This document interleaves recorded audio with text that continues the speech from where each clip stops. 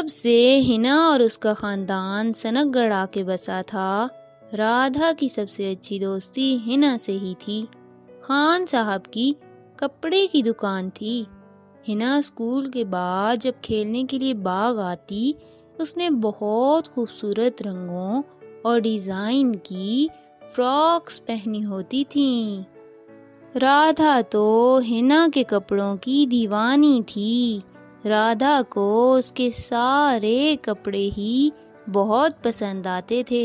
वो हमेशा हिना की तारीफ करती थी, लेकिन दिल ही दिल में उसके दिल में ये ख्याल जागने लगा था कि उसके पास तो ऐसे कपड़े ही नहीं हैं और हिना उससे बेहतर है, क्योंकि वो हमेशा प्यारी लगती है। लेकिन वो ये बात किसी से कह भी नहीं सकती थी और दिल ही दिल में एहसास कमतरी का शिकार होने लगी थी। यही बातें सोच सोच कर अब वो चिड़चिड़ी रहने लगी थी। ज़्यादातर घर में ही रहती। खेलने जाना तो अब उसे पसंद ही नहीं रहा था। इधर हिना भी हैरान थी कि एक ही तो दोस्त बनी थी, वो भी अब उससे बात भी नहीं करती थी।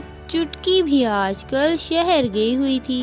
दिवाली जो करीब थी, हिना चाहती थी कि वो भी राधा और चुटकी के साथ अच्छे से तैयार होकर दिवाली की खुशियां मनाए, जैसे उन दोनों ने ईद पर उसका भरपूर साथ दिया था।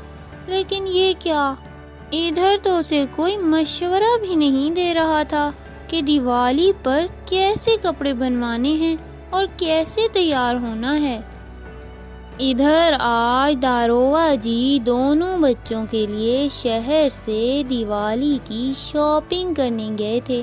असूलन तो राधा को खुश होना चाहिए था, लेकिन वो मुंह लटकाए बैठी थी। ऐसा नहीं था कि उसे दारोगा जी के लाए कपड़े पसंद नहीं थे, लेकिन वो इस बार कपड़े हिना जैसे लेना चाहती थी।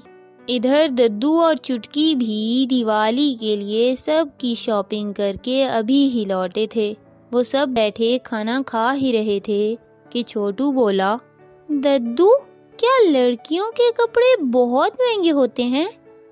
दद्दू हैरानी से पूछने लगे, नहीं बेटा, इतने महंगे भी नहीं होते, क्यों पूछ रहे हो तुम?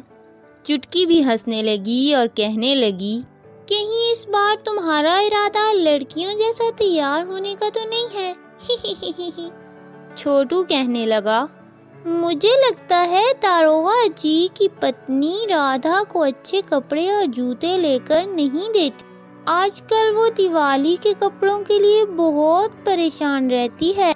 चुटकी फौरन बोली, नहीं तो दारोगा जी आज ही हमारे साथ वापस आए हैं। शहर से वो राधा के लिए बहुत खूबसूरत साड़ी बनवा कर लाए हैं। मेरी साड़ी तो उसकी साड़ी के आगे कुछ भी नहीं है। ये सुनकर छोटू कहने लगा, अच्छा तो आज अगर राधा के कपड़े आ गए हैं तो वो खुश हो गई होगी अब। इसके बाद वो सब खुशी खुशी अपने कपड़े देखने लगे। चुटकी और दद्दू इस बार फिर उनके लिए एक जैसे कपड़े ले आए थे, बस रंग मुख्तलिफ थे। कुछ ही देर बाद वो दोनों रंगों की लड़ाई करते नजर आए। ये रंग मैं लूंगा, मैं लूंगा। दद्दू और चुटकी बैठे उन्हें देखकर हंसते रहे। उन दोनों की लड़ाई बहुत देर तक चलती रही और आखिरकार सफ़ेद रंग की शर्ट ढोलू ने और काले रंग की शर्ट छोटू ने ले ली। हर बार ऐसा ही होता था। छोटू अपनी बात मनवा कर ही दम लेता था और आखिर में ढोलू भी मान ही जाता था। दद्दू और चुटकी बस उन्हें देखकर हंसते रहे। इधर दारोगा जी कपड़ों का थैला उठाए बहुत खुशी से दरवाजे से अंदर दाखिल हुए। दारोगा जी की बेगम ने खुशी से मोलू को कपड़े पहनाना शुरू कर दिए ताकि नाप चेक कर सकें। दारोगा जी बोले, राधा, जाओ तुम भी कपड़ों का नाप करो। ऐसा न हो दिवाली के दिन तुम्हें कपड़े बड़े या छोटे हों। राधा बोली, पूरे ही होंगे, मैं दिवाली के दिन ही पहनूंगी। दारोगा जी तो राधा के लिए अपनी तरफ से बहुत खूबसूरत कपड़े लाए थे, लेकिन उन्होंने महसूस किया जैसे राधा पहले की तरह कपड़े देखकर बिल्कुल भी खुश नहीं लग रही। ना ही वो पहले की तरह जूते बार बार पहनकर देख रही थी, लेकिन वो भी खामोश रहे, क्योंकि वो जानते थे कि राधा तो बताएगी भी कुछ नहीं। दूसरे दिन चुटकी को स्कूल जाते हुए हिना नजर आई। हिना चुटकी को देखकर बोली, वाह चुटकी, आप वापस कब आई हैं? चुटकी बोली, मैं कल शाम ही वापस आई हूँ। मैं बहुत ही सुंदर कपड़े लाई हूँ। तुम आज शाम आओगी ना कपड़े देखने? हिना शर्माते हुए बोली, जी मैं जरूर आऊंगी। राधा के भी कपड़े आने थे। मैं जाऊंगी, क्या पता उसके भी आ गए हों। चुटकी बोली, हाँ, कल दारोगा जी उसके भी कपड़े ले आए थे। फिर दोनों मिलकर उसके कपड़े देखने भी जाएंगे। तुम्हारे घर मेहंदी भी है ना? तुम मेहंदी लेती आना, हम मिलकर मेहंदी भी लगाएंगे। उस तानी जी से लगवाने जाएंगे। ये सुनकर तो हिना की आंखें चमकने लगीं और वो हाँ में इशारा करते हुए खुशी खुशी वहां से चली गई। जूं ही शाम हुई, हिना अपने कपड़े लेकर चुटकी के घर जाने को तैयार थी। उसने सोचा रास्ते में राधा को भी साथ ही लेती जाऊंगी। जैसे ही वो दारोगा जी के घर के दरवाजे के पास पहुंची, उसे अंदर से राधा के रोने की आवाजें आ रही थीं। उसने सोचा, मुझे अंदर नहीं जाना चाहिए, राधा शर्मिंदा हो जाएगी। यही सोचते हुए वो आगे चली गई और चुटकी के घर पहुंच गई। चुटकी ने तो उसके कपड़े देखकर खूब तारीफ की और अपने कपड़े भी उसे दिखाने लगी। इतने में छोटू भी आ गया। यूं लग रहा था जैसे उसे किसी बात का गुस्सा हो या वो किसी बात से बहुत परेशान हो। हिना से कहने लगा, हिना, मेरी बात सुनो जरा। क्या तुम्हारे कपड़े कोई खास दर्जी बनाता है जिसे हम कपड़े नहीं बनवा सकते? ये सुनकर तो हिना बौखला आ गई और जल्दी से बोली, नहीं नहीं, मेरी अम्मा ही बनाती हैं। उनका नाम खास दर्जी तो नहीं है, उनका नाम तो लैला है। ये कहते हुए हिना दोबारा से शर्माने लगी। ये सुनकर छोटू खामोशी से खेलने लगा। हिना बातों ही बातों में चुटकी से बोली, चुटकी, मुझे इस बार तुम्हारे जैसे कपड़े लेने थे। तुम और राधा एक जैसे कपड़े पहनोगे। मेरे कपड़े हमेशा मुख्तलिफ होते हैं। छोटू फौरन से बोला, तो इसमें क्या मसला है? तुम जाकर राधा से कपड़े बदल लो, उसके तुम ले लो और अपने उसे दे दो। हिना बोली, वो क्यों? क्या उसे भी अपने कपड़े पसंद नहीं आए? ये सुनकर छोटू हाँ में सर हिलाने लगा। हिना बोली, हाँ, मैं उनके दरवाजे के सामने से गुजर रही थी, तब वो रो भी रही थी और जिद भी कर रही थी। क्या यही वजह है? वो स्कूल भी नहीं आती आजकल, आए तो मुझसे बात भी नहीं करती।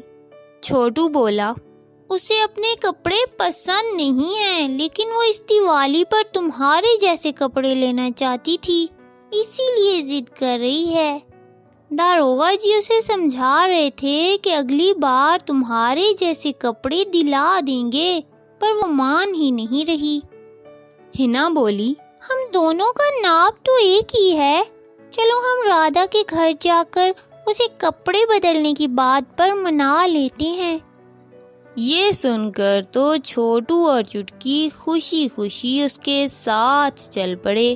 उन्होंने सारा सामान बांधा और राधा के घर की तरफ जाने लगे। चुटकी तो इसी बात पर खुश थी कि हिना के पास मेहंदी भी थी। इसके बाद वो उस्तानी जी के घर जाएंगी और मेहंदी लगवाएंगी। कुछ ही देर बाद वो तीनों राधा के घर मौजूद थे, लेकिन राधा उन्हें उदास बैठी नजर आई। फौरन से चुटकी राधा को अपने कपड़े दिखाने लगी और बोली, राधा, ये मेरे कपड़े देखो, अच्छे हैं ना? तुम भी हमें अपने कपड़े दिखाओ। सबके कपड़े देखकर हम उस्तानी जी के घर जाएंगे और मेहंदी लगवाएंगे। तो तुम्हें पता है, हिना के पास मेहंदी भी है। राधा को भी मेहंदी बहुत पसंद थी, लेकिन ये सुनने के बाद भी वो बिल्कुल पुरजोश नहीं थी।